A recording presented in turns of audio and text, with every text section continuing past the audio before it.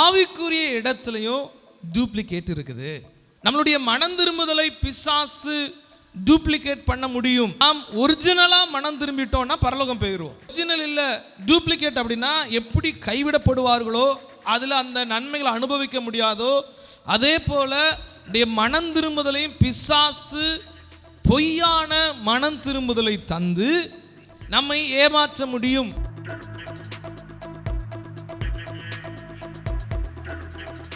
மனம் திரும்புதல் எங்க ஆரம்பிக்கிறது அப்படின்னா, மனுஷனுடைய மனம் திரும்புதலுடைய துவக்கம் எங்க ஆரம்பிக்குது? துக்கம் என்றால் என்ன? இன்னைக்கு ஆராதனைக்கு வர்றோம், ஆண்டவர் நம்ம கூட பேசுறார். ஐயோ, நான் பாவம் செய்திருக்கிறேன், நான் பாவியான மனிதன், நான் மனம் திரும்பணும்னு சொல்லி நம்மளுடைய இருதயம் குத்தப்படும் பொழுது பாவத்துக்காக பாரப்படுகிறோம். ஆனா என்ன வரல?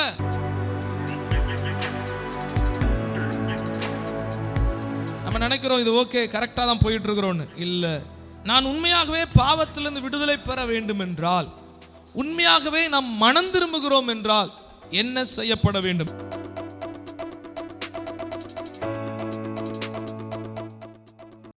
கர்த்தருடைய பரிசுத்த நாமம் மகிமைப்படட்டும். இந்த நாள்லையும் ஆண்டுடைய சமூகத்தில் அவருடைய வார்த்தையை தியானிக்க கர்த்தர் நமக்கு பாராட்டி இருக்கிற கிருபை மேலானது. அல்லேலூயா சொல்லலாமே சத்தம். அல்லேலூயா. ஆண்டவர் நல்லவர், அவருடைய கிருபை என்றும் உள்ளது. அல்லேலூயா. இன்னைக்கு நம்ம தியானிக்க போகிற செய்தியினுடைய தலைப்பு என்ன அப்படின்னா, ஒரிஜினலான்னு பாருங்க. ஒரிஜினலான்னு பாருங்க. ஒரிஜினலான்னு பாருங்க. ஒரிஜினல் வார்த்தை கேள்விப்பட்ட கிடையாது. ஒரிஜினலான்னு பாருங்க, செக் பண்ணுங்க. செக் இஸ் இட் ஒரிஜினல் அப்படின்னு.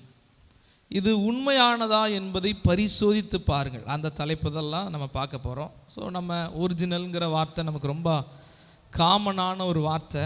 வேதம் சொல்லுகிறது, அவருடைய வார்த்தைக்கு நடுங்குகிறவனை கர்த்தர் என்ன பண்ணுவாராம்? அவர் நோக்கி பார்ப்பார். அவனுடைய வசனத்துக்கு நம்ம செவி கொடுக்கிறோம் அப்படின்னா பரலோகம் அதை கவனிக்கிறது.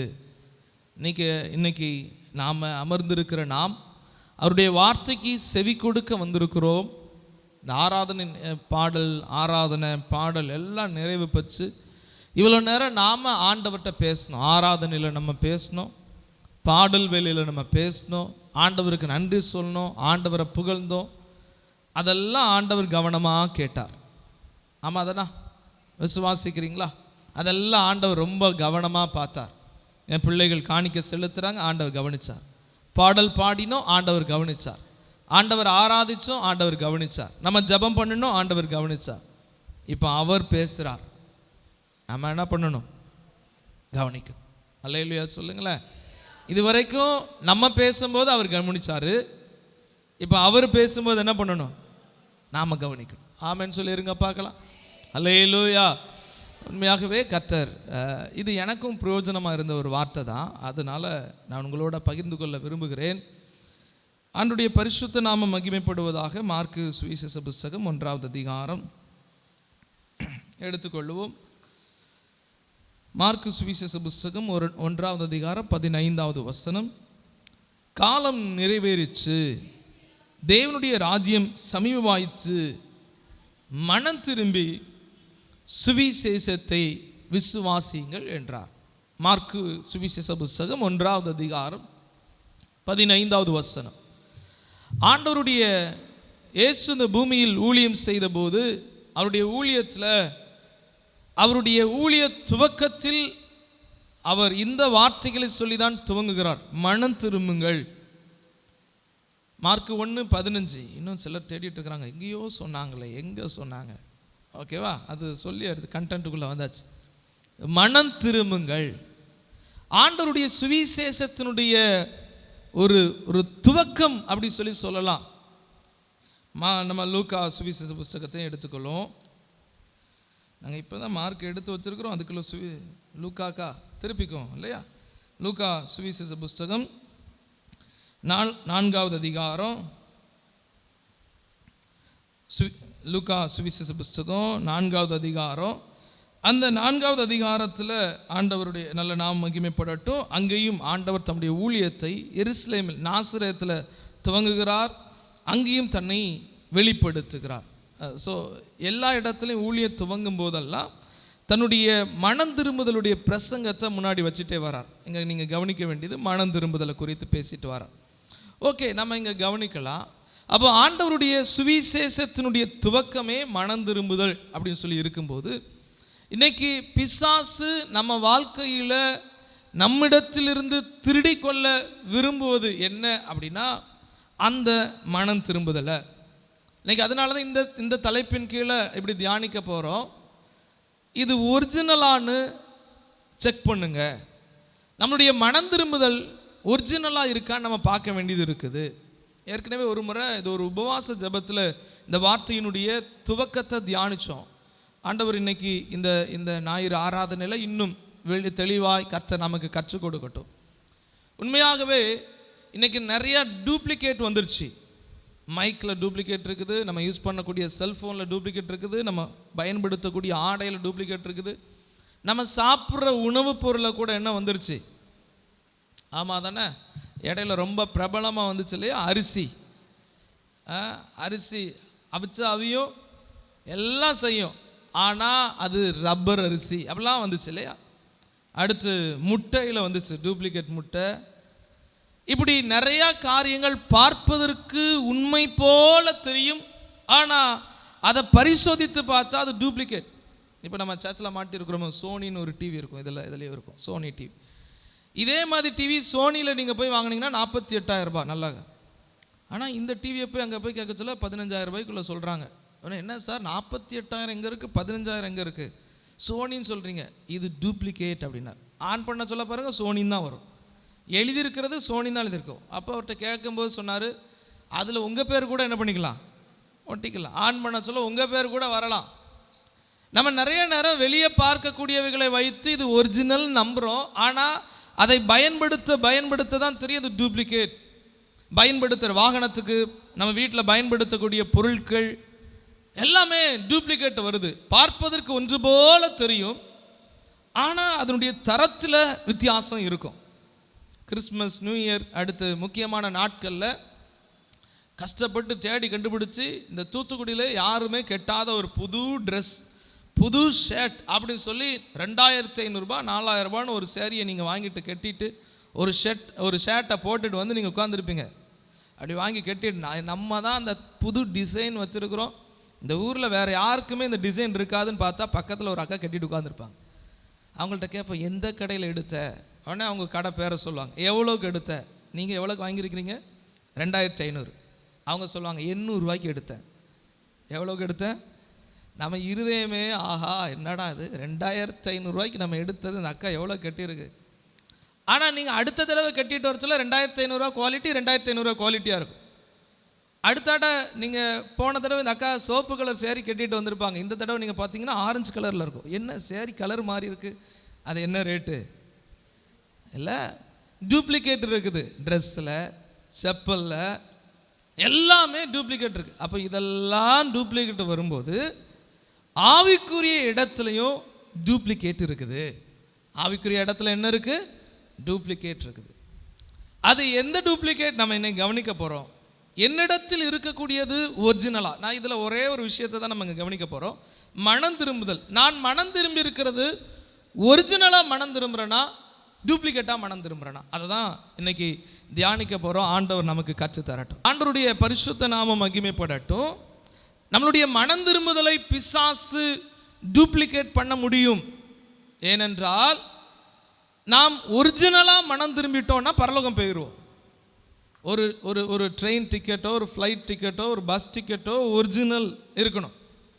ஒரிஜினல் இல்லை டூப்ளிகேட் அப்படின்னா எப்படி கைவிடப்படுவார்களோ, அதில் அந்த நன்மைகளை அனுபவிக்க முடியாதோ, அதே போல் மனம் திரும்புதலையும் பிசாசு பொய்யான மனம் திரும்புதலை தந்து நம்மை ஏமாற்ற முடியும். நாம் என்ன நினைப்போம், இதுதான் ஒரிஜினல் போல, இதுதான் ஒரிஜினலான மனம் திரும்புதல் போல, இப்படி தான் மனம் திரும்பணும் அப்படி நம்ம நினச்சிட்டு இருப்போம். பார்த்தா அந்த மனம் திரும்புதலை அவன் நம்மளிடத்துல டூப்ளிகேட் பொய்யான மனம் திரும்புதலை தந்துவிட்டு நம்மை ஏமாற்றி விடுகிறான். எடுத்துக்கொள்ளலாமா? நம்ம அப்படியே இந்த வார்த்தைக்கு நேராக கடந்து செல்வோம். ஆவியானவருடைய துணையோடு நாம் தியானிப்போம். ஆவியானவர் நமக்கு உதவி செய்யட்டும். 2 கொரிந்தியர் 7வது அதிகாரம் 2 கொரிந்தியர் 7வது அதிகாரம் வசனம் 10-11 வாசிக்க கவனிக்க போறோம். 2 கொரிந்தியர் 7வது அதிகாரம் 10-11 வாசிங்க. தேவனுக்கு ஏற்ற துக்கம் பின்பு மனஸ்தாபப்படுகிறதற்கு இடமில்லாமல் ரட்சிப்புக்கு ஏதுவான மனம் திரும்புதலை உண்டாக்குறது. லௌகீக துக்கமோ மரணத்தை உண்டாக்குகிறது, லௌகீக துக்கமோ. இதுல 2 துக்கத்தை குறித்து பேசுகிறார். ஒரு மனம் திரும்புதல் எங்க ஆரம்பிக்கிறது அப்படின்னா துக்கத்திலிருந்து தான் ஆரம்பிக்கிறது. மனுஷனுடைய மனம் திரும்புதலுடைய துவக்கம் எங்க ஆரம்பிக்குது? துக்கத்திலிருந்து. துக்கம் என்றால் என்ன? இன்னைக்கு ஆராதனைக்கு வர்றோம், ஆண்டவர் நம்ம கூட பேசுறார். ஐயோ நான் பாவம் செய்திருக்கிறேன், நான் பாவியான மனிதன், நான் மனம் திரும்பணும்னு சொல்லி நம்மளுடைய இருதயம் குத்தப்படும் பொழுது மனம் திரும்புதல் துவங்குகிறது. நீங்க இன்னொரு வசனத்தையும் கூட வாசிக்கலாமா? அப்போஸ்தலர் 2வது அதிகாரம், அப்போஸ்தலர் 2வது அதிகாரம் 37வது வசனத்தை கவனிச்சோம் அப்படின்னா அப்போஸ்தலர் 2:37 இதை அவர்கள் கேட்ட பொழுது இருதயத்திலே குத்தப்பட்டவர்களாகி பேதுருவையும் மற்ற அப்போஸ்தலரையும் பார்த்து, சகோதரரே நாங்கள் என்ன செய்ய வேண்டும்? 38வது வசனத்தை வாசிங்க. பேதுரு அவர்களை நோக்கி நீங்கள் மனம் திரும்பி. அப்ப மனம் திரும்புதலுடைய துவக்கம் எங்க ஆரம்பிக்குது அப்படின்னா இருதயம் குத்தப்படும் போது. மனம் திரும்பல் எங்க ஆரம்பிக்க சொல்லுங்க பார்க்கலாம், சொல்லுங்களேன், எங்கூட சேர்ந்து சொல்லுங்க. எங்க ஆரம்பிக்குது? இருதயம் குத்தப்படும் போது. நான் பாவம் செய்திருக்கிறேன் என்று குத்தப்படும் பொழுது, ஐயோ நான் பாவம் செய்திருக்கிறேனே என்ற ஒரு வருத்தம் வரும்போது, ஐயோ என்னிடத்தில் தேவன் எதிர்பார்த்த நீதி இல்லையே என்கிற கவலை வரும்போது மனம் திரும்புதலுடைய ப்ராசஸ், மனம் திரும்புதலுடைய வார்த்தையினுடைய வேலை அங்க செயல்பட ஆரம்பிக்குது. இப்போ ஆண்டவர் நம்ம கூட இங்க பேசட்டும்.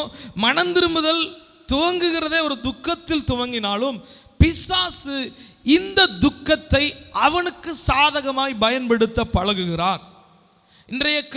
இன்றைய நவீன கால கிறிஸ்தவ உலகில், இன்றைய உலகில் மனம் திரும்புதலை குறித்ததான பிரசங்கங்கள் அதிகமாக நம்ம தியானிக்க விரும்புகிறது இல்லை. அதிகமாக அதை குறித்த கேள்விகளும் இல்லை. ஆசீர்வாதத்தையும் ஐஸ்வர்யத்தையும் நாடி போய் கொண்டு இருக்கிறாங்க. ஆனால் உங்களை நான் வாழ்த்துகிறேன், கர்த்தர் நமக்கு இன்றைக்கு மனம் திரும்புதலை குறித்து கற்றுக் கொடுக்க வந்திருக்கிறார். ஆண்டவர் நம்மை மனம் திரும்புவதற்கு நேராக நடத்துவாராக. கவனிக்கிறோம். அப்போ மனம் திரும்புதல் எங்க ஆரம்பிக்குது சொல்லுங்க பார்க்கலாம். எங்க ஆரம்பிக்குது? இருதயத்தில் குத்தப்படும் போது. என்ன குத்தப்படுது?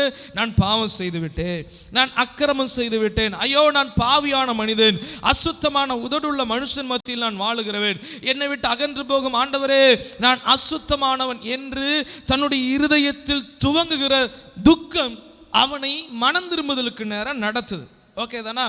ஆனா இங்க என்ன பிரச்சனை ஆகுது அப்படின்னா இந்த துக்கத்தை பிசாசு பயன்படுத்த பழகுறான். இதை தான் டூப்ளிகேட்டா ஒரிஜினலான்னு செக் பண்ண நான் இங்க உங்களுக்கு பரீட்சை கொடுக்குறேன். இங்க கவனிங்க. இங்க நம்ம வாசிக்க கவனிச்ச வேத வசனத்தை கவனிச்சோம்னா 2 கொரிந்தியர் 7:10 வாசிக்கும் போது 2 துக்கத்தை பேசுறார் பாருங்க. 10வது வசனத்தினுடைய துவக்கத்துல பாருங்க, தேவனுக்கு ஏற்ற துக்கம். என்ன துக்கம் சொல்லுங்க பார்க்கலாம். அந்த வசனத்தினுடைய முடிவில் ஒரு துக்கத்தை குறித்து பேசுறார் பாருங்க. என்ன துக்கம்? லௌகீக துக்கம். கூட இருக்கிறீங்களா? கூட வசனத்தை கவனிக்கிறீங்களா? 2 துக்கம். ஒன்று என்ன துக்கம் சொல்லுங்க? தேவனுக்கு ஏற்ற துக்கம். இன்னொரு துக்கம் என்ன துக்கம்? லௌகீக துக்கம். லௌகீக துக்கம் அப்படின்னா இது உலக துக்கம் அப்படிங்கிற அர்த்தம். ஓகே தானா? லௌகீக துக்கம் அப்படின்னா வேற எதுவும் யோசிச்சிடக்கூடா, LOVE அதை குறிச்சா இல்லை, அந்த துக்கம் இல்லை. உலக துக்கம், உலக காரியத்தின் நிமித்தமா ஏற்படுகிற ஒரு துக்கம். 2 துக்கத்தை இங்க பேசுறாரு. ஒரு மனிதன் பாவ உணர்வு அடையும் போது அவனுக்குள் ஏற்படக்கூடிய துக்கம் என்ன துக்கமா இருக்குன்னு பரிசோதித்து பார்க்க வேண்டியது இருக்கு. இங்க நம்முடைய மனம் திரும்புதல் ஒரிஜினலா நம்ம செக் பண்ண வேண்டியது இருக்கு. உண்மையாகவே நாம் அழுகிறோம், உண்மையாகவே ஆமா நான் பாவம் செஞ்சிட்டேன், தேவனுடைய வார்த்தையை மீறிவிட்டேன், என்னிடத்தில் அசுத்தம் இருக்கிறது, நான் தேவனுக்கு பிரியமில்லாமல் இருக்கிறேன் என்கிற வருத்தம், என்கிற துக்கம் நமக்குள் இருக்கிறது. ஆனால் இந்த வாரம் ஞாயிற்றுக்கிழமை அதை குறித்து அழுதாலும், இந்த வாரம் ஆராதனை அதை குறித்து புலம்பி இருந்தாலும், திங்கக்கிழமை புதன்கிழமை தாண்டதுக்குள்ள அடுத்த முறை அதே பாவத்தில் விழுந்து விடுகிறோம். மனம் திரும்பின ஒரு மனிதன் எப்படி மறுபடியும் அதே பாவத்தில் விழ முடியும்? அந்த துக்கம் எனக்கு வந்தது உண்மைதான், நான் அழுகிறது உண்மைதான், அதை குறித்த வார்த்தையை கேட்கிறது உண்மைதான். திங்கக்கிழமை தாண்டல, செவ்வாய்க்கிழமைக்குள்ள அடுத்த முறை அதே பாவம், அதே அசுத்தம், அதே அக்கிரமம், தேவன் அருவருக்கக்கூடிய காரியங்களில் திரும்ப விழுகிறோம். திரும்ப ஞாயிற்றுக்கிழமை வரோம், திரும்ப அழுகிறோம், திரும்ப துக்கப்படுகிறோம், திரும்ப விழுகிறோம். அப்போ நம்மளுடைய வாழ்க்கையில இது ஒரு சுழற்சியை போல பாவத்தில் விழுகிறோம், அழுகிறோம், பாவத்தில் விழுகிறோம், அழுகிறோம். அப்ப இங்க பார்த்தோம் அப்படின்னா உண்மையான மனம் திரும்புதல் இங்கே ஏற்படவில்லை. என்னை கேட்கிறவர்களே, ஆண்டவருடைய சமூகத்தில் நாம் அமர்ந்து தியானிக்கிறோம். தேவன் நம்மை பரிசுத்தத்துக்கு அழைத்திருக்கிறார். நான் பரிசுத்தராய் இருக்கிறபடினால் நீங்களும் பரிசுத்தமாய் இருங்கள் என்று சொல்லியிருக்கிறார். நாம் பரிசுத்தம் உள்ளவர்களாய் இருக்க வேண்டும் என்பதே அவருடைய சித்தமாய் இருக்கிறது என்று வேதம் சொல்லுகிறது. அப்படி என்றால் நாம் பரிசுத்தமாய் வாழ வேண்டிய நாம மறுபடி பாவத்தில் விழுகிறோம், அழுகிறோம். வேற விஷயத்துக்கு பாரப்படுகிறத விட அதுக்கு தான் பாரப்படுறோம். அப்ப உண்மையான மனம் திரும்புதல் அங்கு ஏற்பட்டு இருக்கவில்லை. உண்மையான மனம் திரும்புதல் அங்கு ஏற்படல. அதை குறித்து தான் ஜெபம் பண்ணி இருக்கிறோம். ஜெபம் இருக்கிறது, அதற்காக ஆராதனை செய்திருக்கிறோம், அதற்காக பொருத்தனைகளை செய்திருக்கலாம். ஒருவேளை அந்த காரியத்துக்காக ஆண்டவரிடத்தில் நெடுநேரம் முழங்கால் நின்று ஜெபித்து இருக்கலாம். ஆண்டவருடைய சமூகத்தில் ஆண்டவரே என் பாவங்களை மன்னியும் சொல்லி கதறி இருக்கலாம். பார்க்கிறவர்கள் எல்லாம் ஆண்டவரை உங்க பாவத்தை மன்னித்திருப்பார் என்கிற அளவுக்கு கர்த்தருடைய சமூகத்தில் கதறி இருந்தாலும், அடுத்த திருவிருந்து ஆராதனைக்கு வரும்போது பாவங்களை அறிக்கையிடும் போது அதே பட்டியல் திரும்ப மீளுகிறது. பின்தொடர்ந்த பாவம் திரும்பவும் பின்தொடருகிறது. விழுந்து போன மனிதன் விழுந்தவனாகவே கிடக்கிறான், எழுந்திருக்கவே இல்லை. இந்த துக்கம் பொய்யான துக்கம், அல்லது வேதம் சொல்லுகிறது அது உலக துக்கம், லௌகீக உலக துக்கம். இந்த உலக துக்கம் என்னதை இங்க பார்க்கிறோம். தேவனுக்கு ஏற்ற துக்கம் 10வது வசனத்தில் கவனிக்கலாமா? தேவனுக்கு ஏற்ற துக்கம் பின்பு மனஸ்தாபப்படுகிறதற்கு இடமில்லாமல். அந்த தேவனுக்கு ஏற்ற துக்கம் வந்திருந்ததுன்னா பின்பு மனஸ்தாபப்படுகிறதற்கு இடம் இல்லாமல். வாசிக்கிறீங்களா? பைபிளை பார்க்குறீங்களா? கூட வர்றீங்களா? கூட வாங்க பார்க்கலாம். ரட்சிப்புக்கு ஏதுவான மனம் திரும்புதலை எதை உண்டாக்குகிறத சொல்லுங்க. அப்ப அந்த துக்கம் எதை உண்டு பண்ணணும்? ரட்சிப்பை உண்டு பண்ண வேண்டும். ஆனா அந்த துக்கம் எதை உண்டு பண்ணிட்டு இருக்கு? நம்மை திரும்ப திரும்ப திரும்ப திரும்ப விழுந்து போக பண்ணிக்கொண்டே இருக்கிறது. கர்த்தர் இன்னைக்கு நம்மளை பலப்படுத்தட்டும், நம்முடைய சிந்தனையை பரிசுத்தப்படுத்தட்டும், ஆண்டுடைய பரிசுத்த நாம மகிமைக்காய் நம்மளோடு அவர் பேசட்டும். அப்போ நம்மளுடைய துக்கம், நம்முடைய மனம் திரும்புதல் ஒரிஜினலாக இல்லைங்க. வெளிப்பிரகாரமாக நம்ம சொல்கிறோம், வெளிப்பிரகாரமாக நம்ம ஏதோ மனம் திரும்பினதாக காமிக்கிறோம். ஆனால் அங்கே மனம் திரும்புதல் இல்லை. யூதாசும் அழுதான் இல்லையா? நான் பாவம் செய்தேன் அழுதார், அசுத்தமாக இருந்தேன் என்று அழுதார். ஆனால் அங்கே மனம் திரும்புதலை ஏற்படுத்தவில்லை. எபிரேயர்ல வாசிக்கும் போது அங்கேயும் ஒரு மனிதனை குறித்து நம்ம பேசுகிறது பாருங்க. எபிரேயர்ல 12வது அதிகாரம் 17வது வசனத்தை வாசிக்க கவனிக்கும் போது, எபிரேயர் 12வது அதிகாரம் 17வது வசனம், ஏனென்றால் பிற்பாடு அவன் ஆசீர்வாதத்தை சுதந்திரித்து கொள்ள விரும்பியும் ஆகாதவன் என்று தள்ளப்பட்டதை அறிவீர்கள். அவன் கண்ணீர் விட்டு கவலையோடு தேடியும். அதை நம்ம கவனிக்கலாம். மனம் கண்ணீர் விட்டுகிறான், கவலையோடு தேடுகிறான், விரும்புகிறான். ஆனால் அங்க என்ன வரல? மன மாறுதல். சொல்லுங்க, என்ன வரல? கண்ணீர் வருது, ஆனா என்ன வரல? தேடுகிறான், ஆனா என்ன வரல? பாவத்துக்காக பாரப்படுகிறோம், ஆனா என்ன வரல? சொல்லுங்க, மன மாறுதல் வரல. ஏசா அழுகிறான், யூதாஸ் அழுதான், கண்ணீர் வந்தது, கவலை வந்தது, நான் அசுத்தமாய் செய்து விட்டேன் என்றான். ஆனா அங்க ரட்சிப்பு வரல, மனம் திரும்புதல் வரல. அப்படின்னா அந்த பாரம் வீணாய் போய்விட்டது. அப்படி என்றால் அந்த வருத்தம் தேவனுடைய பார்வையில சரியான துக்கமா இல்லை. துக்கப்படுகிறது கூட சரியானதா இருக்க வேண்டும். நம்ம நினைக்கிறோம் இது ஓகே, கரெக்டாக தான் போயிட்டு இருக்கிறோன்னு. இல்லை, ஆண்டவர் நமக்கு உதவி செய்யட்டும் இருக்கிற நேரங்கள். அப்படி என்றால் நான் உண்மையாகவே பாவத்திலிருந்து விடுதலை பெற வேண்டும் என்றால், உண்மையாகவே நாம் மனம் திரும்புகிறோம் என்றால் என்ன செய்யப்பட வேண்டும்? எழுதி கொள்ளுங்க, பார்க்கலாம். முதலாவது, பாவத்தின் வாசலை அடைத்துவிடும். உண்மையான மனம் திரும்புதல் என்ன செய்யும்? நம்ம துக்கப்படுறதா மனம் திரும்புதல் சொல்லி ஏமாத்திடக்கூடாது. கவனிங்க, நான் துக்கப்பட்டுட்டேன் இன்னைக்கு ஞாயிற்றுக்கிழமை ஆராதனையில், அதனால மனம் திரும்பிட்டேன்னு உங்களை ஏமாத்திட்டு வீட்டுக்கு போகாதீங்க. நீங்க மனம் திரும்பி இருக்கீங்கன்னா அதுல விஷயம், பாவத்தின் வாசலை அதை அடைத்திருக்க வேண்டும். நான் இன்னைக்கு அழுத ஜெபம் பண்ணிட்டேன், அதனால நான் இன்னைக்கு பாவத்திலிருந்து மனம் திரும்பிட்டேன் அப்படின்னு நீங்க சொல்லிட்டு போனீங்கன்னா நீங்க ஏமாந்து போயிடுவீங்க. ஆண்டவருடைய சமூகத்தில் பாடல் பாடி, ஆண்டவரே நான் உங்க சமூகத்தில் வாரேன், நான் அசுத்தமானவன் சொல்லி எல்லாம் அறிக்கையிட்டு அழுதுட்டு போனதுனால மனம் திரும்பிட்டேன்னு சொல்லி நம்பிட்டு போகாதீங்க. நீங்க இன்னும் பிசாசின் சங்கிலியில் கட்டப்பட்டு தான் இருக்கிறீர்கள். ஏனென்றால் இதை விட பலமுறை அதிகமாக அழுதிருக்கிறீர்கள், இதை விட பலமுறை அதிகமாக கண்ணீர் வடித்திருக்கிறீர்கள். ஆனால் உங்கள் கண்ணீரின் ஒரு துளி கூட பாவத்தின் சங்கிலியை தெறிக்க பண்ணவில்லை. உங்களுடைய கண்ணீர், உங்களுடைய இருதயத்தின் பாரம் ஒரு நேரம் கூட பாவத்தினுடைய கட்டுகளை முறியடிக்கவில்லை. மாறாக மேலும் மேலும் பாவத்தில் இறுகப்பட்டு கொண்டு இருக்கிறோம். கர்த்தர் இன்னைக்கு நம்ம கூட பேசட்டும். அப்படி என்றால் உண்மையான மனம் திரும்புதல் எங்க துவங்குறதுனா, துக்கத்தில் நின்றாது, நெக்ஸ்ட் ஸ்டெப் போகுது, அடுத்த படிக்கு போகுது. கவலைப்பட்டுட்டு போயிட்டேன் அப்படின்னா அது உண்மையான மனம் திரும்புதல் இல்லை. சொல்லுங்க, கவலைப்படுறது மட்டும் உண்மையான மனம் திரும்புதல்? சொல்லுங்களேன், சத்தமாக கூட சேர்ந்து சொல்லுங்க. கவலைப்படுகிறது மட்டும் உண்மையான மனம் திரும்புதல்? ஆண்டவரே நான் உங்கள் பக்கத்தில் வந்துட்டேன்னு அழுகிறதுனாலையோ, பாவ சங்கீர்த்தன பாடலை பாடுகிறதுனாலையோ, குயவனே உம்முடைய கரத்தில் நான் அர்ப்பணிக்கிறேன்னு சொல்கிறதுனாலையோ, வருத்தத்திலே ஆரம்பித்து வருத்தத்திலே மனம் திரும்புதல் முடிவு பெறாது.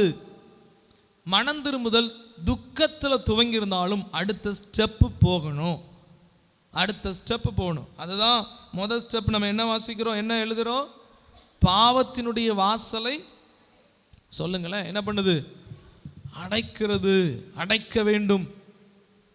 பாவத்திலிருந்து ஒருவன் மனம் திரும்புகிறான் என்றால், இப்போ ஒரு உதாரணத்துக்கு இப்படி சொல்லுவோமே, ஒருவேளை ஒருத்தர் ஒரு ஆபாச படம் பார்க்கக்கூடிய பாவத்தில் இருக்கிறார் என்று வைத்துக் கொள்ளுவோம். ஆண்டவரே நான் பாவம் செய்து விட்டேன் என்று அறிக்கையிட்டு போவதினால் மாத்திரம் மனம் திரும்புதல் ஏற்படவில்லை. அதற்கு சாதகமாக இருக்கக்கூடிய ஆப்ஸ், அதற்கு சாதகமாக இருக்கக்கூடிய நண்பர்கள் யாரெல்லாம், இதை பாடுறா ஒன்றும் இல்லை, அப்படிப்பட்ட நண்பர்கள், அடிக்கடி பார்க்கக்கூடிய ஆப்ஸு, இல்லைன்னா அடிக்கடி பார்க்கக்கூடிய இந்த இன்ஸ்டாகிராம், அதெல்லாம் அடைக்கணும். தவறான உறவுகளில் ஒருவர் சிக்கப்பட்டு இருக்கிறாங்க அப்படின்னா அவர்கள் பாவத்தோடு போராடி ஜெயிக்க முடியாது. முதல்ல அந்த உறவை கட் பண்ணணும். அது பாவம் தெரிஞ்சிருச்சு, ஆண்டவர்கிட்ட அது பாவம் அறிக்கையிட்டாச்சு. ஓகே, இப்போ என்ன பண்ண? மறுபடியும் போய் இதை செய்ய போகிறோமா? சூழலை மாற்றும், அதுக்குரிய அணுகுமுறை, அதுக்கான வாய்ப்புகளை அடைக்க வேண்டும். பொய் சொல்ல பழக்கப்பட்ட சில சூழ்நிலையில் சிலர் இருப்பாங்க.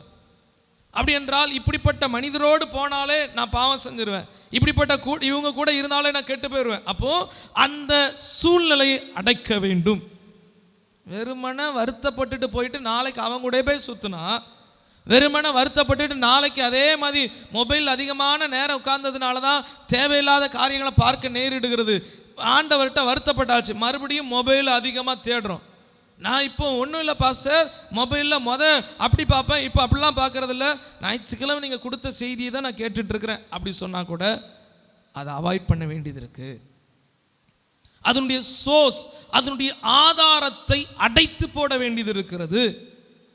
அடிமைத்தனத்திலிருந்து, பாவத்திலிருந்து ஒருவன் மனம் திரும்புகிறான் என்றால் அதனுடைய வாசலை கர்த்தர் சொல்லுகிற அடைத்து போடு. சூழ்நிலையை மாற்று, உன்னுடைய நண்பர்களை மாற்று, ஒருவேளை இந்த மாதிரி என்னால் ரொம்ப என்னுடைய நேரங்கள் மொபைலில் நேரம் போகுது, அதனால என்னால் பரிசுத்தமாக வாழ முடியலன்னு சொல்கிறீங்களா? தேவையில்லாத ஆப்ஸ் எல்லாம் டெலீட் பண்ணுங்க. கூடுமான வரை பட்டன் மொபைல் காட்டு மாறிடலாம், ஒன்றும் பிரச்சனை இல்லை. அதிலேயே இருந்துட்டு ஆண்டவர் என்ன காப்பாற்றணும்னா முடியாது. மனம் திரும்புதல் என்பது இருதயத்தில் குத்தப்படுவதோடு அல்ல, அடுத்த வழி என்னன்னு போகணும். ஆமென் சொல்லுங்களேன், சத்தம் அல்லேலூயா. ஜெபிக்கவே முடியல, ஆண்டுடைய சமூகத்தில் எழுந்திருக்க முடியல, திரும்பவும் அதே பழக்கம். காலை விடிய காலமே எழுந்து ஜோமன்னு நினைக்கிறேன், ஆனால் என்னால் ஜெபிக்க முடியல அப்படின்னு நைட்டு 1 மணி வரை உட்காந்துருந்தா எப்படி எழும்ப முடியும்? டைமை மாற்றணும், டைம் டேபிளை மாற்றணும். நான் அப்படியே தான் இருப்பேன். ஆண்டவரே நான் இனிமே காலையில் எழுந்து ஜோம் பண்ணுவேன். ஆண்டவர் சொல்லுவார், எப்பா உன்ன மாதிரி நிறைய பேர் என்கிட்ட பேசியிருக்கிறாங்க, நீயே பல தடவை அப்படி பேசியிருக்கிற. ஞாயிற்றுக்கிழமை ஆராதனை இனிமே காலையிலே எழுந்து ஜோம் பண்ணுறேன் அப்படின்னு சொல்லி ஞாயிற்றுக்கிழமை நைட்டு 2 மணி வரை உட்காந்து செல்லணுன்னா காலையில் எப்படி எந்திக்க முடியும்? சூழ்நிலையை மாற்றணும். மனம் திரும்பினா அதனுடைய அடையாளம் என்ன மாற்றிருக்கிறேன்னா, ஆண்டவரே நான் இனிமே எல்லா ஜபத்திலையும் கலந்து கொள்ளுவேன். இன்னைக்கு சாயந்தரம் ஒரு ஜபம் இருக்குது, வர்றீங்களா? இல்லை இன்னைக்கு மட்டும் நான் ஞாயிற்றுக்கிழமை பார்த்தீங்களா கறியை சாப்பிட்டுட்டு ஒரு தூக்கத்தை போட்டாதான், அப்போ தான் கொஞ்சம் நல்லா இருக்கும். மாற்றணும், சூழ்நிலையை மாற்றணும், வாசலை அடைக்கணும். அல்லேலூயா சொல்லுங்க, அல்லேலூயா. உங்களிடத்தில் சத்தத்தை எதிர்பார்ப்பது தவறு தான் நான் நினைக்கிறேன். ஆண்டவர் சொல்கிறார், உன் கண் உனக்கு இடரல் உண்டாக்குச்சுன்னா என்ன பண்ணு? பிடுங்கி போடு. கை உனக்கு இடரல் உண்டாக்குச்சுன்னா அதை என்ன பண்ணு? அப்படின்னா உடனே ஓகே இது நல்ல ஐடியாவாச்சுன்னு சொல்லி போய் வெட்ட முடியாதுல்ல. ஆண்டவர் அதல்ல, அந்த எக்ஸ்ட்ரீம் லெவலுக்கு நீ போகலாம். அதை கூட இல்லை, நீ கையை இது பண்ண வேண்டாம், கண்ணை பிடுங்க வேண்டாம், ஜஸ்ட்டு மொபைலை ஒரு ஓரமாக போடுங்க. வீட்டில் உட்காந்து ரொம்ப நேரம் டிவியே பார்த்துட்டு இருக்க தோணுது, இனிமேல் அதுக்கு சப்ஸ்கிரிப்ஷன் பணத்தை கட்டாதீங்க, கேபிளுக்கு பணம் கட்டாதீங்க, விட்டுருங்க. மாற்றணும், நம்ம வாசலை அடைக்கணும். எது நாம் தேவ சமூகத்தில் நெருங்க விடாதபடி, பரிசுத்தமாக வாழ முடியாதபடி நமக்கு சூழ்நிலையை சந்தர்ப்பத்தை ஏற்படுத்துகிறதோ அதை நம்ம அடைக்காத வரைக்கும் நம்மளால் வெளியே வர முடியாது. நம்ம உண்மைக்குமே மனம் திரும்பல. எகிப்திலிருந்து ஜனங்கள் வெளியே வராங்க. ஆண்டவர் சொல்றார், இவனை இப்படியே அனுப்புனா யுத்தத்தை கண்டு மறுபடியும் நான் இவனை விடுதலை ஆக்கினேன், எகிப்துக்கே திரும்ப வந்துடுவான். அதனால இவனுக்கு பாதையை எகிப்துக்கு வரணும்னா செங்கடலை கடந்து தான் வரணும்னு இவனுக்கு தோணணும், செங்கடலுக்கு நேரம் நடத்து என்று கர்த்தர் நடத்தினார். ஐயோ நான் சொல்கிறது பைபிள் இல்லாதது போல் நீங்கள் பார்க்குறீங்க இல்லை, இது என்ன புதுசாக அப்படி ஒரு தாட் இருக்கு அப்படின்னு. யாத்திராகமம் எடுத்துக்கொள்ளலாமா? 13வது அதிகாரம், யாத்திராகமம் 13-17 வாசிங்க பார்க்கலாம். பார்வோன் ஜனங்களை போக விட்ட பின் ஜனங்கள் யுத்தத்தை கண்டால் மனமடிந்து, பார்வோனே அனுப்பிட்டாலும் இவன் எங்க வந்துடுவான் சொல்லுங்க? பிசாசே சரிப்பா இனிமே உங்களெல்லாம் நான் வைக்க முடியாதுன்னு அவனே நம்மளை பாவத்திலேருந்து விடுதலையாக்கி விட்டாலும் இவங்க எங்க வந்துடுவாங்களா? எகிப்துக்கு இவங்க திரும்பிடுவார்கள் என்று சொல்லி பெலிஸ்தரின் தேச வழியாய் போவது சமீபமானாலும், அந்த வார்த்தை கவனிங்க, சமீபமானாலும் தேவன் அவர்களை அந்த வழியாய் நடத்தாமல் சிவந்த சமுத்திரத்தின் வனாந்திரத்தின் வழியாய் ஜனங்களை சுற்றி போக பண்ணினார். அல்லேலூயா சொல்லுங்க. அப்போ சமீபமாக இருக்கு, பாவம் செய்யறதுக்கு சமீபமாக இருக்குன்னா, பாவமே சரி நீங்கள் இனிமேல் பரிசுத்தமாக வாழுங்கன்னு உங்கள் மேலே இறக்கப்பட்டு விட்டால் கூட அதுக்கு நாம் சமீபமாக இருந்தோம்னா டபக்குன்னு ஓடி வந்துடுவோம். நம்ம பாவம் செய்கிறதுக்கு செங்கடலை கடக்கிற அளவுக்கு நமக்கு நடுவில் ஒரு கடல் கடக்கணும். வார்த்தை புரிஞ்சவங்களுக்கு ஒரு அல்லேலூயா சொல்லுங்க பார்க்கலாம். புரியாதவர்கள் இன்னொரு அல்லேலூயா சொல்லுங்க. அவள் எல்லாருக்கும் புரிஞ்சிருக்கு. கர்த்தர் நல்லவர். சிலர் என்ன சொன்னாலும் நான் அல்லேலூயா சொல்ல மாட்டேன் அப்படின்னு இருக்கிறவங்கள நான் என்ன செய்ய? கர்த்தர் ஆசீர்வதிக்கட்டும். அப்போ மனம் திரும்புதல் துக்கத்தில் ஆரம்பித்தாலும் அடுத்த படி எங்கே போகணும்? பாவத்தினுடைய வாசல் என்ன பண்ணணும்? அடைக்கணும். பாவத்துக்கான சோர்ஸை அடைக்கணும். பாவத்தை தூண்டுவதுகிற நண்பர்களை தூரப்படுத்தணும். ஃபோனை எடுக்கக்கூடாது. அவங்க நம்பரெல்லாம் பிளாக் லிஸ்ட்டில் போட்டுடணும். என்ன நீ என்ன இப்படி பண்ணிட்ட, எப்படியும் பண்ணிட்டு போகிறேன், நான் பரிசுத்தமாக வாழ்வதற்கு அர்ப்பணிக்கிறேன். அல்லேலூயா, சத்தம் அல்லேலூயா. பேதுரு சொல்கிறார், பேதுருவே நீ என்னை பின்பற்றி வான்னு சொன்னோடனே அவன் கூட்டாளிகளை படகையும் விட்டுட்டு வந்தான். ஏன் தெரியுமா? இவன் கூட இருந்தா எப்பா நல்ல பாடு வந்திருக்கு, ஒரே ஒரு பாடு மட்டும் போயிட்டு வந்துட்டு நீ ஏசப்பா பின்னாடி போ அப்படி சொல்லிடுவாங்க. இவன் பார்த்தான், இதெல்லாம் சரிப்படாது, நீங்கள் இருங்க, உங்கள் வலை இருக்கட்டும், உங்கள் படகு இருக்கட்டும், விட்டுட்டு வெளியே வந்துட்டான். நமக்கான வாசல், பாவத்துக்கான வாசலை, டோரை, அதுக்கான காரியத்தை நம்ம க்ளோஸ் பண்ணலைன்னா பாவத்தினுடைய சங்கிலி அது அவிழ்ந்து போகாது. எப்படி சில கிராமங்களில் நீங்கள் பார்த்தீங்க அப்படின்னா சில புல்வெளிகளில் மாடுகளை மேய விட்டுருப்பாங்க, பார்த்துருப்பீங்க. ஆனால் என்ன பண்ணியிருப்பாங்கன்னா அதில் ஏதாட்டும் ஒரு மரமோ இல்லைன்னா ஒரு கல்லோ இருந்துச்சுன்னா நல்ல ஒரு பெரிய கயிறு, நல்ல நீளமாக அந்த மாட்டை கொஞ்சம் நல்லா நீளமாக அந்த கயிறை கட்டி அந்த மறு முனையை அந்த மரத்துலையோ இல்லைன்னா அந்த கல்லுலேயே கட்டியிருப்பாங்க. இந்த மாடு அதுலேயே மேய்ஞ்சிட்டே இருக்கும்.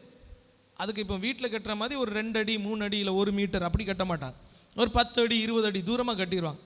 இந்த மாடு நினைக்கும் நான் ஃப்ரீயாக இருக்குன்னு நினைக்கும். ஆனால் அந்த 20 அடி நீளத்தில் ஒரு கயிறு கட்டியிருக்கிறாங்கன்னு வச்சுக்கோங்களேன், 20 அடி 21வது அடி அதால் எடுத்து வைக்க முடியாது. 18 போகலாம், 19 போகலாம், 20 போகலாம், 21 எடுத்து வைக்க முடியாது. காரணம் என்னென்னா கட்டி இருக்குது. இதே போல தான் ஆவிக்குரிய வாழ்க்கையில் அநேகர் ஃப்ரீயாக போகிறோம், ஆனால் ஒரு லெவலுக்கு மேலே எழும்ப முடியலை. ஏன் தெரியுமா?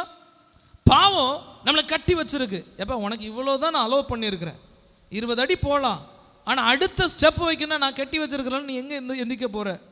அப்போ ஆண்டவர் சொல்கிறார், இப்படி நீ கட்டப்பட்டு இருக்கிறல்ல, அதை நீ ஜெயம் எடுக்கணும்னா முதலாவது பாவத்தினுடைய வாசலை என்ன பண்ணணும் சொல்லுங்க பார்க்கலாம், அடைக்கணும். ரெண்டாவது கீழ்ப்படிய வேண்டும். என்ன பண்ணணும் சொல்லுங்க? யாக்கோபு 1வது அதிகாரம் 22வது வசனம். யாக்கோபு 1:22 ஒருத்தர் வாசிக்கலாம், அதை நம்ம கவனிக்கலாமா? யாக்கோபு 1வது அதிகாரம் 22வது வசனத்தை வாசிங்க பார்க்கலாம். அல்லாமலும் நீங்கள் உங்களை வஞ்சியாதபடிக்கு திருவசனத்தை கேட்கிறவர்களாய் மாத்திரமல்ல அதின்படி செய்கிறவர்களாயும் இருங்கள். திருவசனத்தை கேட்கிறவர்கள் மாத்திரமல்ல அதன்படி. ஆண்டவர் வசனத்தை கொடுப்பாரு, நான் மனம் திரும்புகிறேன் அப்படின்னா அதனுடைய அடையாளம் என்னன்னா, ரெண்டாவது அடையாளம், நாம் ரெண்டாவது அடையாளம் சொல்றதை விட ரெண்டாவது ஸ்டெப் என்ன அப்படின்னா, வசனத்தை கேட்டு அதின்படி செய்ய வேண்டும். ஆமென் சொல்லுங்களேன், சத்தம் அல்லேலூயா. வசனத்தை கேட்டு, ஆண்டவர் பலியை பார்க்கிலும் கீழ்ப்படிதலை உத்தமம் என்று சொல்றார். நம்ம அழுகிறத பார்க்கிலும் நம்ம தேவ சமூகத்தில் புலம்புகிறதெல்லாம் பார்ப்பதற்கு அழகா இருந்தாலும், ஆனா ஆண்டவர் கவனிக்கிறது கீழ்ப்படிவது. ஆண்டவர் இன்னைக்கு நம்ம கூட பேசுகிறார். ஆண்டவர் ஒவ்வொரு நாளும் நம்ம கூட பேசுறார். அவர் பேசுகிற சத்தத்துக்கு எந்த அளவுக்கு நாம் கீழ்ப்படிய விட்டு கொடுக்கிறோம்? இன்னைக்கு வேண்டாம், நாளைக்கு செய்வோம், பிறகு செய்வோம். பிசாசுக்கு அவன் செய்வது பாவம் என்பது தெரியும். அவன் தண்டிக்கப்பட போவதை அவன் அறிந்திருக்கிறான். அவன் தவறு செய்வதை அவன் அறிந்திருக்கிறான். ஆனா அவன் கீழ்ப்படியாமல் இருப்பதினால் தான் நரகத்துக்கு போகிறான். இன்னைக்கு மனிதர்கள் நரகத்துக்கு போவது எதற்காக தெரியுமா? கீழ்ப்படியாததினால்தான். ஏசப்பாவுடைய ரத்தம் சிந்தப்பட்டிருந்தாலும் கீழ்ப்படியல, ஆண்டவருடைய ஆலோசனைக்கு கீழ்ப்படியல. பாவத்துக்கு கர்த்தர் சொல்றான், நீ பாவத்திலிருந்து வெளியே வரணுமா, நீ உண்மையா மனம் திரும்பணுமா, அப்போ நான் என்ன செய்ய வேண்டும்? இவங்க ஒரு ஸ்டெப் எடுத்து வைக்கிறாங்க. அப்போ சில நடவடிக்கைகளை வாசம் இல்லையா, நாங்கள் என்ன செய்யணும்? உடனே சொல்றாங்க, நீங்க ஞானஸ்தானம் பெறணும். கீழ்ப்படுகிறாங்க. என்ன செய்யணும்? நீங்க இந்த மாதிரி கர்த்தருக்காய் வாழணும். வசனத்தை, பைபிள்லாம் எனக்கு வாசிக்க வராது, நான் ஜபம்லாம் பண்ண மாட்டேன், எனக்கு ரொம்ப பிஸியாக இருக்கிறேன், ஜபம் பண்ண முடியுமா? எனக்காக நீங்கள் ஜெபம் பண்ணிக்கங்க, நான் இனிமே பாவம் செய்யக்கூடாது. கண்டிப்பாக பாவத்திலேருந்து வெளியே வர முடியாது. பாவத்திலேருந்து வெளியே வரணும் அப்படின்னா நாம் கீழ்ப்படியணும். பாவத்தினுடைய வாசல் அடைச்சாச்சு, முடிஞ்சுதா? கீழ்ப்படிய பழகணும். இன்னைக்கு கர்த்தர் என்கிட்ட என்ன பேசினாரா? பேசினார். அல்லேலூயா சொல்லுங்களேன். பேசிகிட்டு இருக்க சொல்ல லைட்டாக ஒரு தூக்கத்தை போட்டேன்.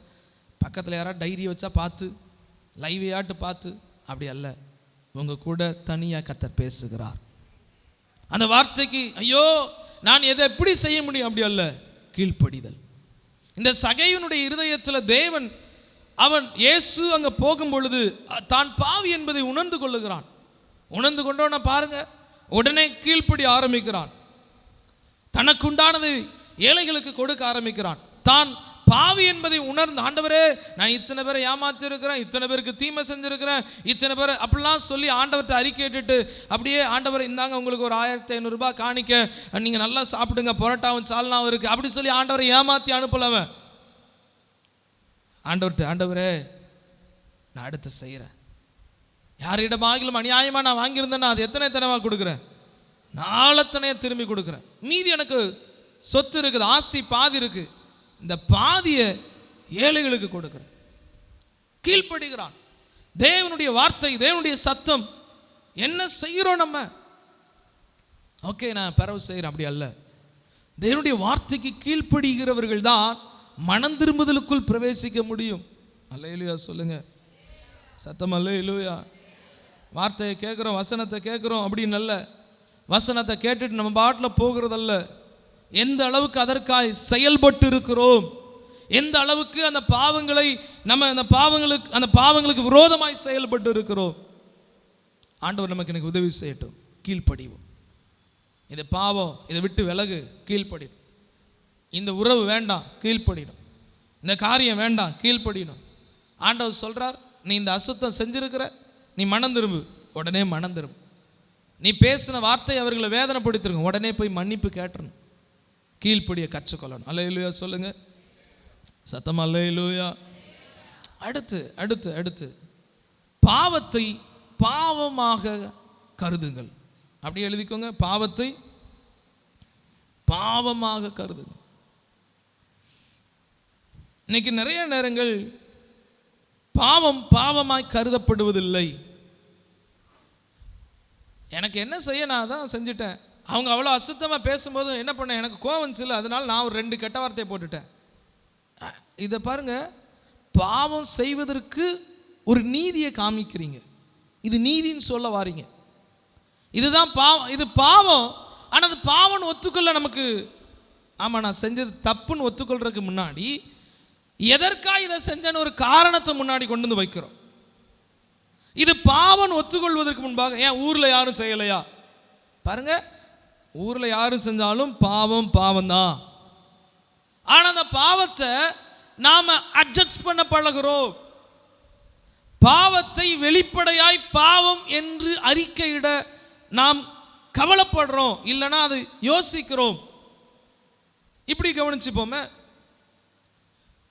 அது என்ன பாவம் பைபிள் சொல்லுதோ உணர்த்துகிறதோ அந்த பாவத்தை அப்படியே சொல்லிடணும், அறிக்கையிடணும்.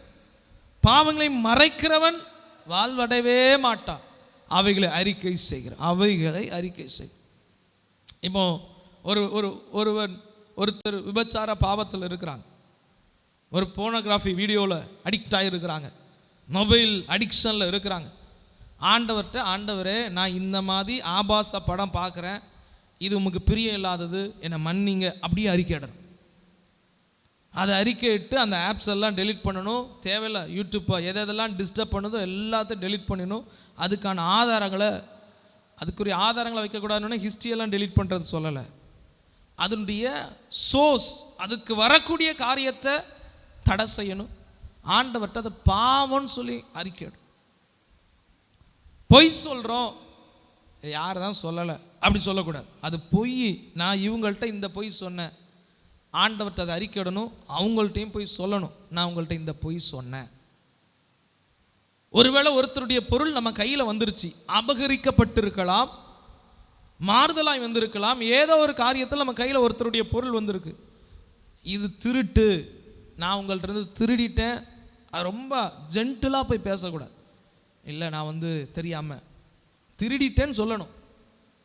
பாவத்தை முன்னாடி கொண்டு போய் பாவம் உடைச்சாதான் அது உடையும். அல்லேலூயா சொல்லுங்களேன். அது அப்படியே இல்லை அது கை பாடாய் தெரியாமல் பட்டு திருட்டுன்னு தான் சொல்லணும்.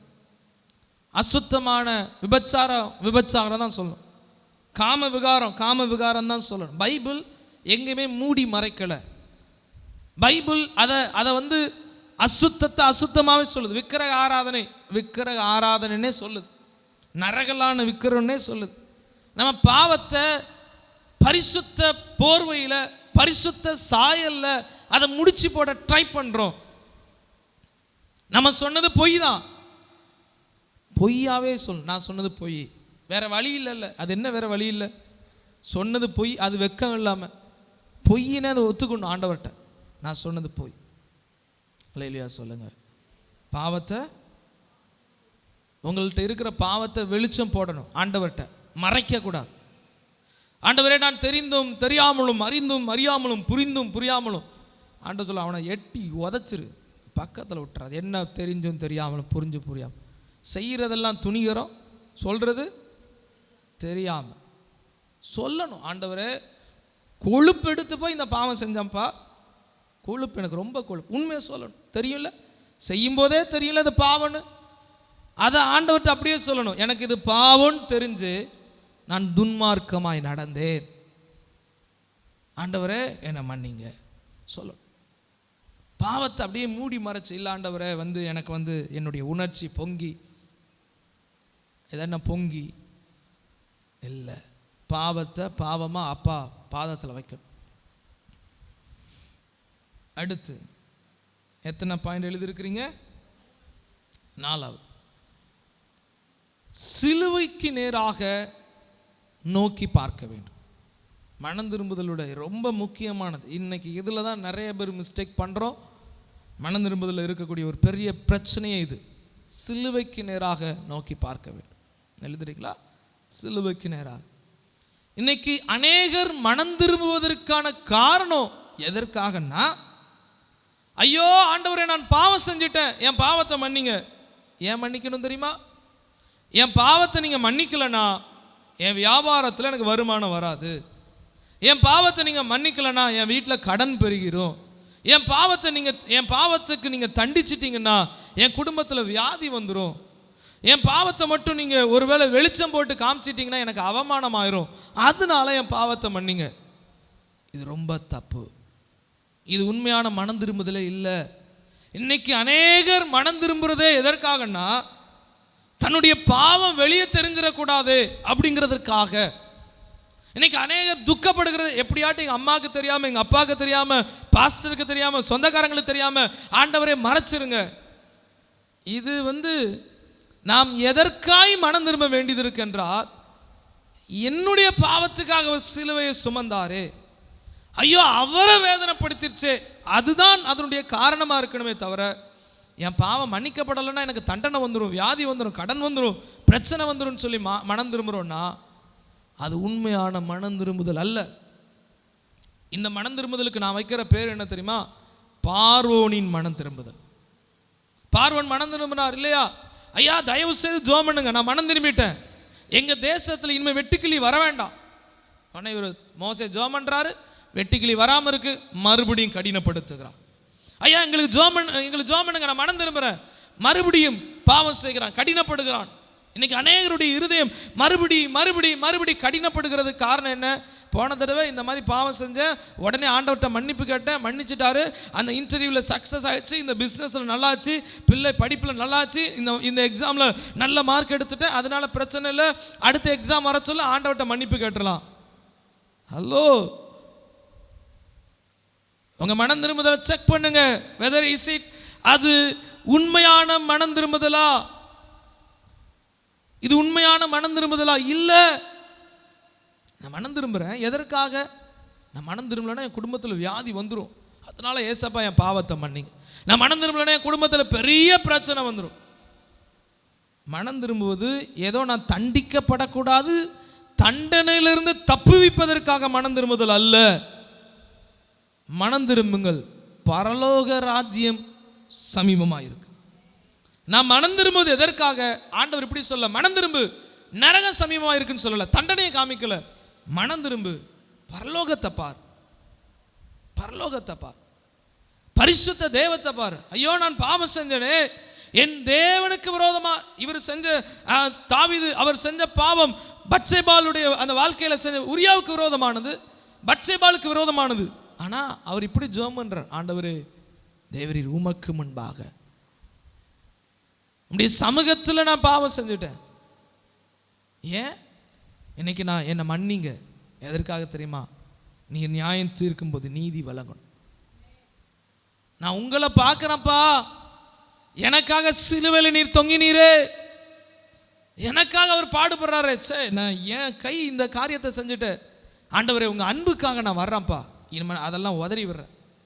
இதுதான் மனம் திரும்புதல்ல உள்ள காரியம். ஆனால் நம்ம மனம் திரும்ப எதற்கு தெரியுமா? இன்னைக்கு சர்ச்சுக்கு வர்றது எதற்கு தெரியுமா? நம்ம இன்னைக்கு ஆராதனைக்கு வர்றது எதற்கு தெரியுமா? ஆராதனை ஞாயிற்றுக்கிழமை எப்படியாட்டும் நம்ம சர்ச்சுக்கு போயிடணும்.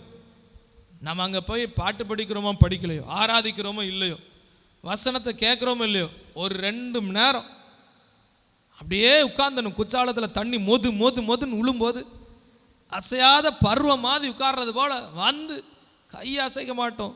அவர்கள் அசையாத பர்வதத்தை போல இருப்பார்கள் சொல்லி அசையாவும் கையை தூக்கு, ஆராதிங்க, மணந்துருங்க, ரைட் முடிஞ்சா ஸ்தோத்திரம், என் ஆத்துமாவே கர்த்தரை ஓடிடும். ஏன் இன்னைக்கு மட்டும் ஆராதனைக்கு வரலன்னா இந்த வாரம் பாடு இருக்காது பார்த்துக்கோங்க. பிள்ளை ஒழுங்கா சர்ச்சுக்கு வந்துரு, இல்லைன்னா எக்ஸாம்ல மார்க் எடுக்க மாட்டேன். நம்ம மனம் திரும்புவது, நம்ம தேவனை தேடுவது, நம்ம தேவனை ஆராதிப்பது, இது எல்லாமே ஏதோ நான் தப்பிக்கொள்வதற்காக நினைக்கிறோம். இல்லை, என் பாவத்துக்காக அவர் தொங்கினார். நான் செஞ்ச பாவத்துக்கு அவர் தொங்கினாரு, நான் அவர் பக்கத்தில் என்ன இருக்கணும்.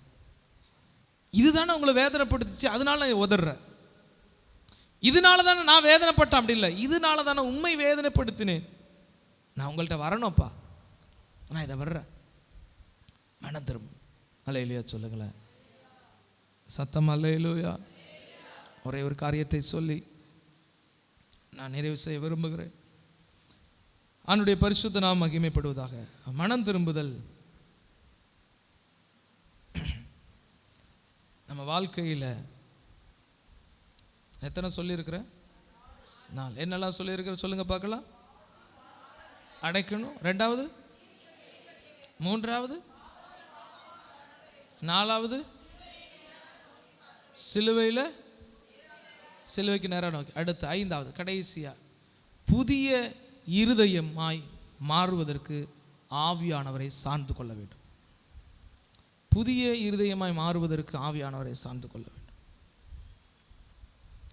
நம்ம ஒரு பாவத்தில் இருக்கிறோம், நம்ம பாவத்தில் பிடிக்கப்பட்டிருக்கிறோம், அப்படி அல்ல. பாவம் வெளியே தெரியுது, அப்படி அல்ல. ஆண்டவரே என்னுடைய இருதயத்தை புதிதாக்குங்க.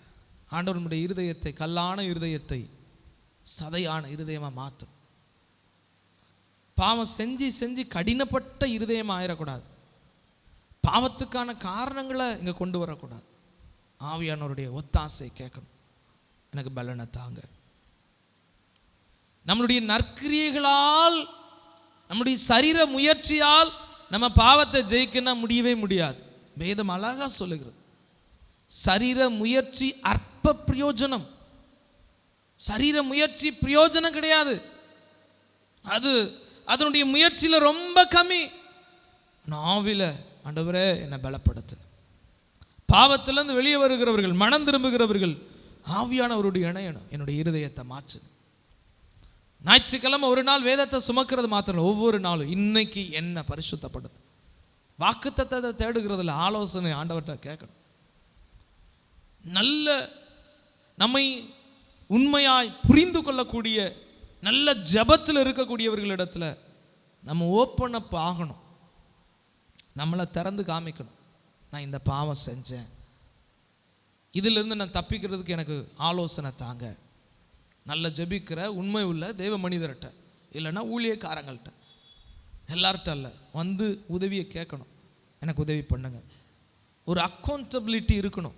இந்த வாரம் உங்களிடத்தில் கேள்வி கேட்குற அளவுக்கு, என்ன இந்த வாரம் ஜெபம் பண்ணீங்களா அப்படின்னு கேட்குற இடத்துக்கு ஒருத்தர் உங்களை கேட்பதற்கு உங்களை அனுமதித்து நீங்கள் போய் இருக்கணும். அக்கௌண்டபிலிட்டி இருக்கணும். கணக்கு ஒப்புவித்தல். யாரும் என்ன கேட்கக்கூடாது, யாரும் என்ன நடத்தக்கூடாது, நான் நடத்தும். அப்படி அல்ல. நாம் தேவ சமூகத்தில் அதை திறந்து காண்பிக்கும் பொழுது, பரிசுத்த மனிதர்கள் கடந்து வந்த பாதையில் நம்மை நடத்தும் போது நாம் மனம் திரும்புதலுக்கு நேராக வரோம். அவர்களுடைய இருதயம் குத்தப்பட்டது, அவங்க அப்படியே நிற்கல, நேர அப்போஸ்தலர்கிட்ட வராங்க. ஐயா, நீ சொல்லுகிற அந்த வார்த்தையை கேட்கும் போது என் இருதயம் குத்தப்படுது, நாங்கள் பாவம் செஞ்சுருக்கிறோம் தெரியுது, நாங்கள் என்ன செய்யணும்? நான் இந்த பாவத்தில் இருக்கிறேன், விழுந்து விழுந்து போகிறேன், நான் என்ன செய்யணும்? அந்த அப்போஸ்தலர்கிட்ட ஆலோசனை கேட்குறாங்க. அவங்க சொல்கிறாங்க, நீங்கள் மனம் திரும்பணும், ஞானஸ்நானம் எடுக்கணும், கீழ்ப்படுகிறாங்க. தங்களை அங்கே ஓப்பனாக ஒப்பு கொடுக்குறாங்க, திறந்த புஸ்தகமாக காண்பிக்கிறாங்க. இன்னைக்கு நிறைய நேரம் நாம் நம்மை மூடிக்கொள்ளுகிறோம். மறைத்து வைப்பதினால் இன்னைக்கு இனிமே நான் அந்த பாவம் செய்ய மாட்டேன், இதுக்கு வர விழுந்த இனிமே செய்ய மாட்டேன்னு சொல்லி அதை மூடி வைத்திருப்பதினால் நாளைக்கு நம்ம அது நம்மை பின்தொடராமல் அது நம்ம ஜெயம் எடுக்க முடியாது. வேதம் சொல்லுகிறது மறைக்கப்பட்டிருக்கிறது.